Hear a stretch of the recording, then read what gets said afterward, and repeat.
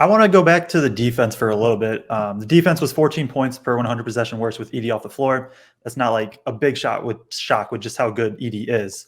One thing I noticed, especially on the Euro trip, was is one specific play really stands out in my head. Is it was a side ball screen. You guys didn't ice. Gillis hard hedges, and their big kind of got the short roll. And instead of kind of being scrambled and out of place, TKR just then steps up to the big. Gillis rotates back to the 5, and so now you have your 5 on the 4 and Right. Gillis on their 5. Do you expect there to be a little bit more almost like flexibility, I guess, when Edey is off the floor this year, and for the defense to maybe not fall off as drastically? Yeah, we've spent more time hedging high with those guys. And like when those guys were at 5, when they were at the 5, whether that was Trey or Caleb, like we played more in a drop with them, and they don't have elite size. And obviously we've been spoiled, so what we think is elite size is probably different than others. And so we've really worked hard at being more aggressive and hedging higher with Mason, Caleb, and Trey, and just trying to push that ball handler back as much as you can. There's been so much, push to like from an analytics standpoint of just trying to get guys into those runners and those floaters and those tough 2s. And so like we're no different. And so like we get people into a lot of tough 2s, and rightfully so, but they're also getting into the paint more when you're in that drop. So it's a little counterproductive. So you're getting something that you want, but then again, what do you want? You want to get into the paint, right? And so now you're not inviting him in there, but you're not, impeding their progress. So like, I think the mix of that to where we can push some guys back.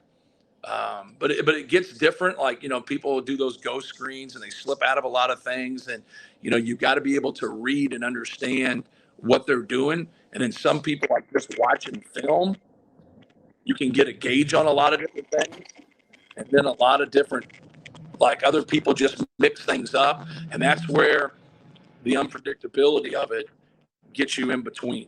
And so like we do a lot of like high hedging, but if you can't get to a good angle, not talking about Zach or Will, but the other guys, we always just tell them to switch that. So we'd rather stop your action at that point and then kind of cut our losses, because we want to get aggressive when we're hedging high like that. And that's what we used to always do. Like Rob Hummel and JJ, that was it. That was it. Like we were into the basketball, we were aggressive, we hedged high, we got after it. But when you hedge high and you extend a little bit, you're also lengthening your rotation if you have to get into a rotation. If you can like snuff it out and knock the ball out right there, and that guy can make it hard for you to kick back and throw back to that guard coming out of the corner, then like you've really bottled them up. But if they get a good split or they get outside that guy's shoulder, it opens up pretty quickly. And now you're in a rotation, and now you got big people scrambling. And that's normally at that point pretty advantageous for the offense. So you just got to gauge that and see where it is, from high hedging to dropping to switching.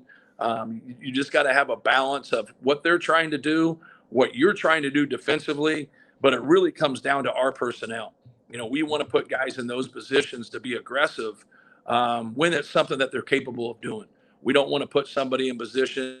That's why we have that early exit to where if you come on that high hedge and you don't have a good angle, don't just keep coming. You're just going to foul them. Your angle stinks. So when you come and you get that good angle and you get that butt to the sideline and we stay into it, now you stay with that. Now you push that ball out.